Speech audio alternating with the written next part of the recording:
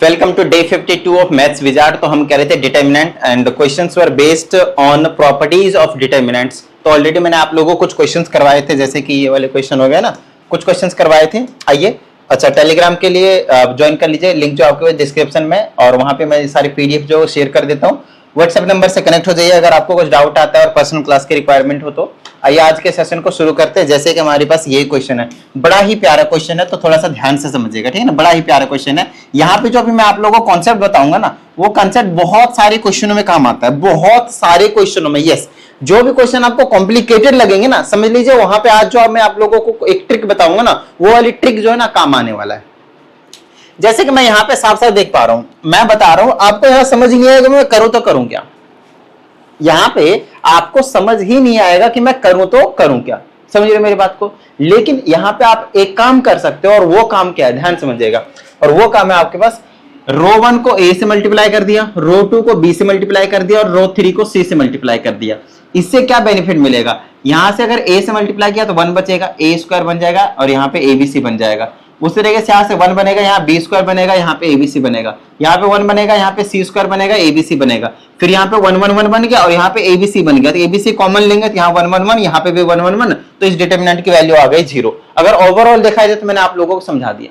लेकिन इसका एक और तरीका है करने का। अब बोलोगे वो कौन सा तरीका है सर, वो और भी ज्यादा आसान है। समझो, जो भी मैंने बताया वो तो बहुत सारे क्वेश्चन में कॉम्प्लिकेटेड वाले में लगता ही लगता है, जैसे कि इसमें लगा दिया। लेकिन अभी जो मैं बताने जा रहा हूं और भी ज्यादा आसान है। जैसे मुझे 1/a चाहिए, अगर किसी और भी रो या कॉलम में मुझे 1/a मिल जाए तो बात बन जाएगी, 1/b और 1/c मिल जाए, क्योंकि ये कॉलम में हमें भी कॉलम में चाहिए, जैसे यहां हो गया या फिर यहां पे हो गया, समझ रहे मेरी बात को। लेकिन यहाँ पे तो अकेले 1/a लाना थोड़ा सा मुश्किल सा काम है, यहाँ पे लाना बहुत ज्यादा आसान है।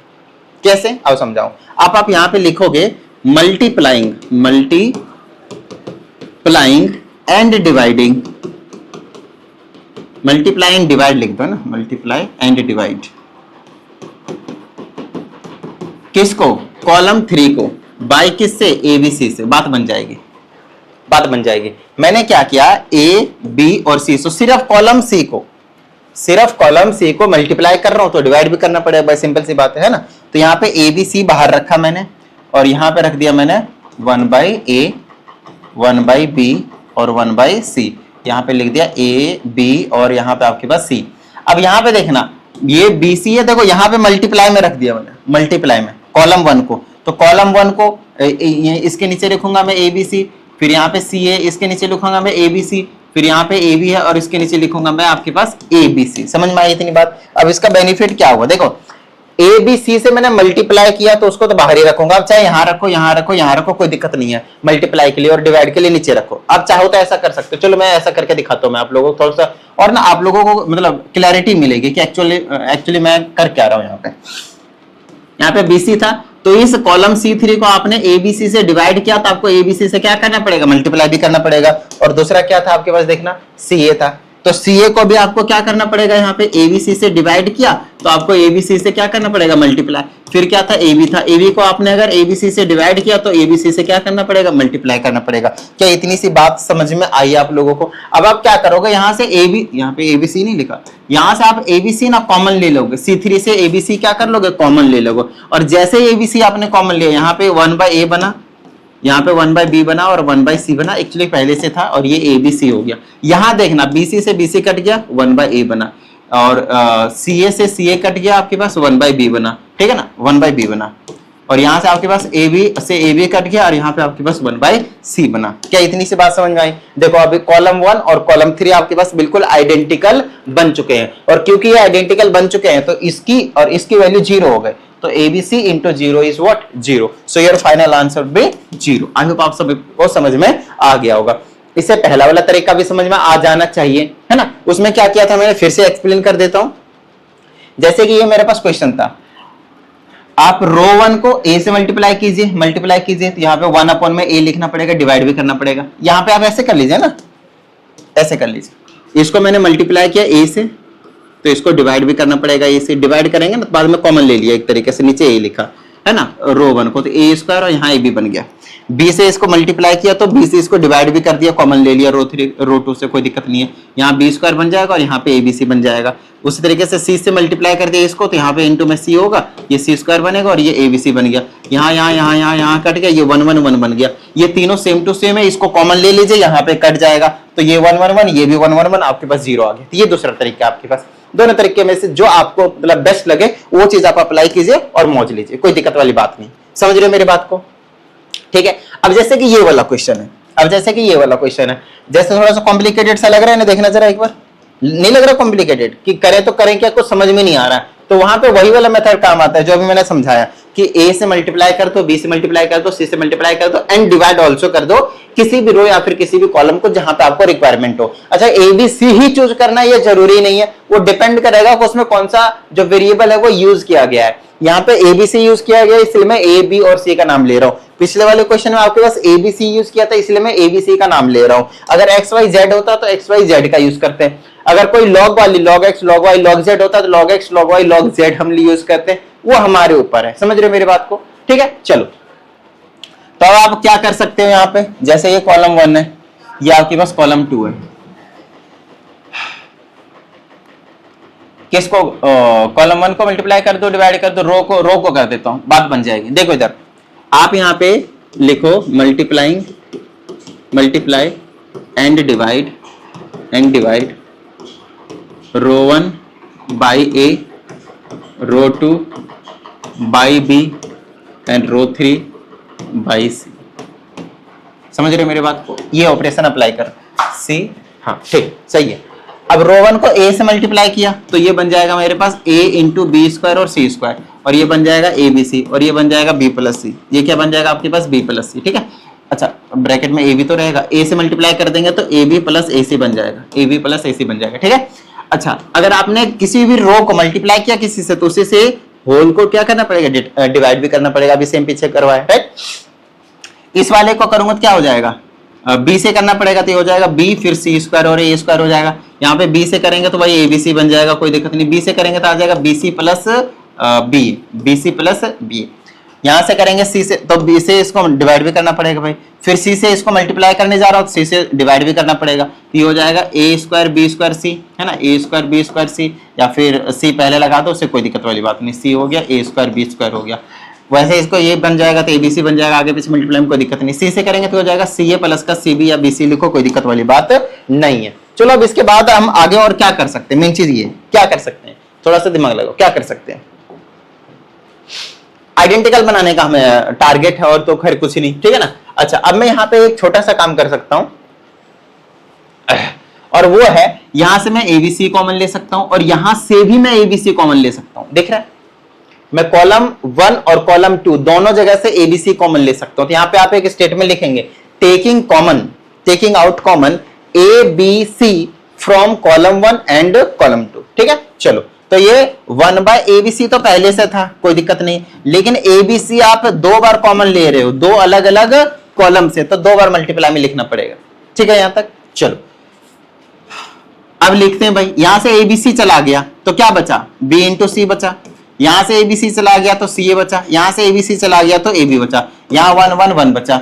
यहां पे देखना, यहां से हमने कुछ कॉमन नहीं लिया, एज इट इज रहने, तो ए बी प्लस ए सी, फिर ये हो जाएगा बी सी प्लस बी ए, और ये हो जाएगा फिर सी ए प्लस सी बी। अब आपको पता चलेगा कि ये जो क्वेश्चन है ना वो पहले वाला क्वेश्चन बन गया जो हमने कल डिस्कस किया था, याद है कि अगर किसी में 1 आ जाता है तो हम पूरी कोशिश करते हैं कि कोई एक रो या फिर कॉलम को उसी का रिस्पेक्टली हम उसको सेम बना देते हैं, फिर उसमें से हम कॉमन ले लेते हैं। तो जैसे कि मैंने यहाँ पे देखा अगर 1 1 1 है तो या तो मैं C1 को या तो मैं C3 को सेम बनाऊंगा, फिर उसमें से मैं कॉमन ले लूंगा, फिर उसमें से मैं क्या करूंगा, कॉमन ले लूंगा। तो उसके लिए मैं एक ऑपरेशन अप्लाई कर रहा हूं, यहाँ पे ध्यान से देखना, C1 में ऑपरेशन लगा रहा हूं मैं C1 प्लस C3, या फिर आप C3 में लगा सकते हैं कि C3 प्लस C1 एक ही बात है, क्योंकि मैंने देखा इसको और इसको दोनों को जोड़ूंगा तो AB plus BC plus C आएगा। फिर इसको और इसको जोड़ूंगा तो AB plus BC plus C आएगा, फिर इसको और इसको जोड़ूंगा तो AB plus BC plus C आएगा, मतलब C1 में आइडेंटिकल आएगा, फिर वहां से मैं कॉमन ले लूंगा, समझ रहे हो। यहाँ पे इससे इसको काट दो, ABC बाहर बचा है मेरे पास, ठीक है। तो यहाँ पे मेरे पास मल्टीप्लाई कर दिया, मतलब ऐड कर दिया, ऑपरेशन लगा दिया, तो AB plus BC plus CA बचा, फिर से यहाँ से AB plus BC plus CA बचा, फिर से यहाँ पे AB प्लस BC प्लस और CA बचा, बताओ हाँ या नहीं। यहाँ पे आपके पास 1 1 1 बचा, और यहाँ पे जो है वो तो खैर बचा ही है आपके पास AB प्लस AC, फिर आपके पास BC प्लस BA, और फिर आपके पास CA प्लस CB। बताओ भाई किसी भी तरह की कोई भी प्रॉब्लम, यहां तक तो कोई प्रॉब्लम नहीं है भाई, वेरी सिंपल। चलो अब मैं क्या करता हूं, यहाँ पे मैं लिख देता हूं ABC, और यहां से कॉमन ले लेता हूं, है ना, क्या ABC तो बाहर ही पड़ा रहने दो, और ब्रैकेट में आ जाएगा AB plus BC plus CA, ठीक है। ये हमने कॉमन ले लिया, यहाँ पे 1 1 1 बच गया, 1 1 1 बच गया, यहाँ पे भी 1 1 1 पहले से ही था, और यहाँ पे जो बचा है वो रहने दो, what ever it is, AB plus AC, फिर आपके पास BC प्लस BA, फिर आपके पास CA प्लस CB, ठीक है, CA प्लस CB। अब बताना आइडेंटिकल है या नहीं, तो इस डिटरमिनेंट की वैल्यू 0 होगी या नहीं, और बाहर कुछ भी पड़ा है मल्टीप्लाई करेंगे तो 0 होगा या नहीं, so the final answer will be 0। बोलो हाँ या नहीं, डन है, क्लियर है, इजी लग रहा है, easy easy easy easy, super easy. चलो भाई अब आते हैं इस वाले क्वेश्चन में, अगेन ये सेम क्वेश्चन आपके पास समझ में नहीं आ रहा है कि क्या करें, और कुछ ना समझ में आ रहा है तो मल्टीप्लाई डिवाइड करेंगे भाई, सिंपल सी बात है। तो यहाँ पे मैं देख सकता हूँ, वैसे कुछ कॉमन वगैरह दिख रहा है कहीं पे ना, तो ले डालो, जैसे यहाँ से B कॉमन दिख रहा है तो क्या बचेगा, ब्रैकेट में B माइनस A बचेगा, और यहाँ पे भी दिख रहा है कि C कॉमन लेते ही B माइनस A बचेगा, बोलो हाँ या नहीं। तो चलो एक काम करते हैं, पहले तो इसको थोड़ा सा ऐसे लिखो, रीअरेंज करके लिखते हैं, B कॉमन लेते हैं, यहाँ पे B माइनस A बचा, और यहाँ पे A कॉमन लेते ही आपके पास B माइनस A बचा, यहाँ से C कॉमन लेते ही B माइनस A बचा, इसको ऐसे रखो, B minus C, A minus B, C minus A, यहाँ से C कॉमन लेते ही B माइनस A बचा, यहाँ से B कॉमन लेते ही B माइनस A बचा, ये दोनों सेम थे क्या, नहीं सेम नहीं है, यहाँ से A कॉमन लेते ही B माइनस A बचा। अब मुझे साफ साफ दिख रहा है कि मेरे पास ये जो कॉलम 1 है वो और जो कॉलम 3 है वो, उन दोनों में B माइनस A कॉमन है। It means we can write over here कि taking common B minus A from column 1 and column 3 both, right? जब दो कॉलम से कॉमन आ रहा है तो B minus A into B minus A का whole square आप लिख सकते हो।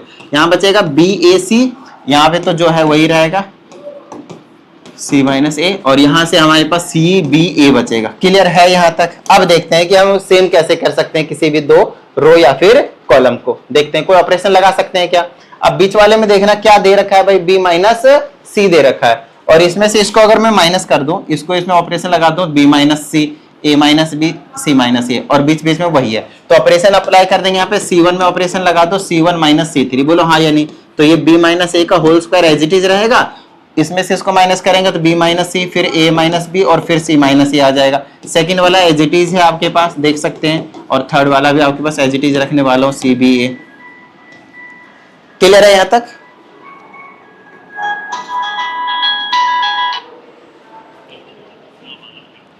ठीक है, तो अब हम क्या करेंगे भाई, अब देखो ये आइडेंटिकल हो गया, तो इसका डिटरमिनेंट की वैल्यू क्या आ गया, 0। इसे इसको मल्टीप्लाई कर देंगे 0 को, क्या आ जाएगा आपके पास, फाइनल आंसर विल बी 0।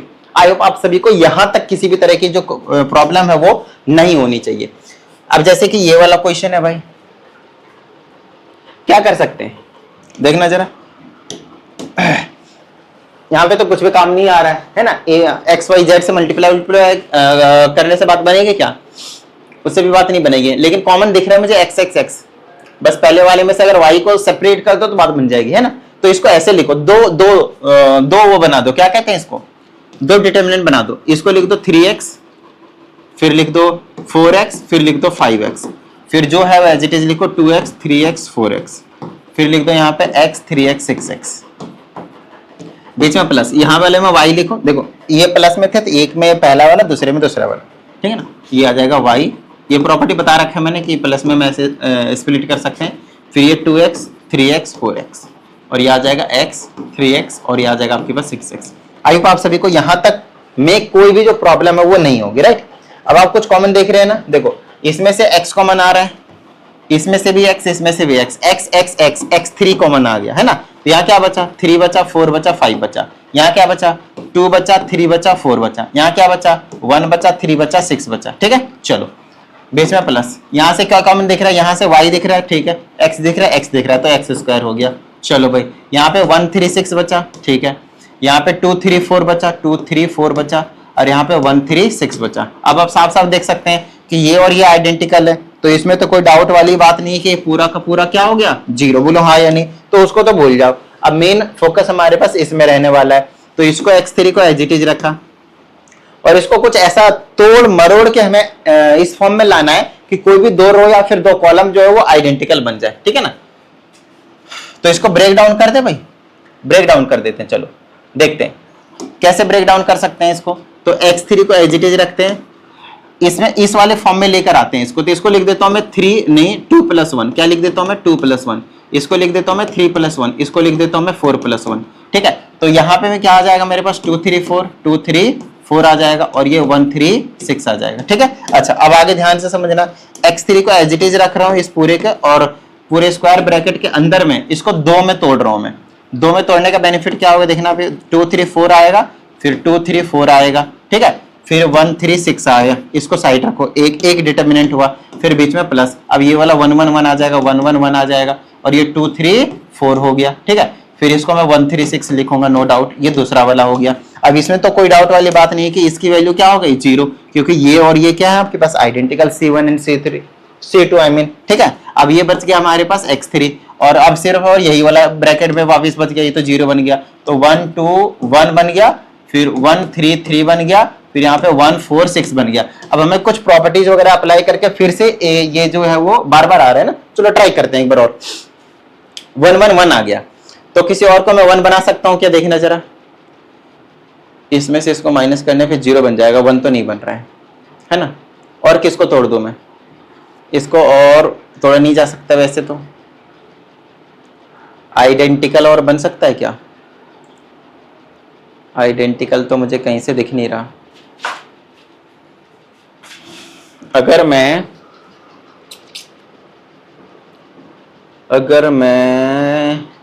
यहाँ 3 बचेगा, यहाँ 1 बचेगा, यहाँ 3 बचेगा, यहाँ 1 बचेगा, 0, बात नहीं बनेगी।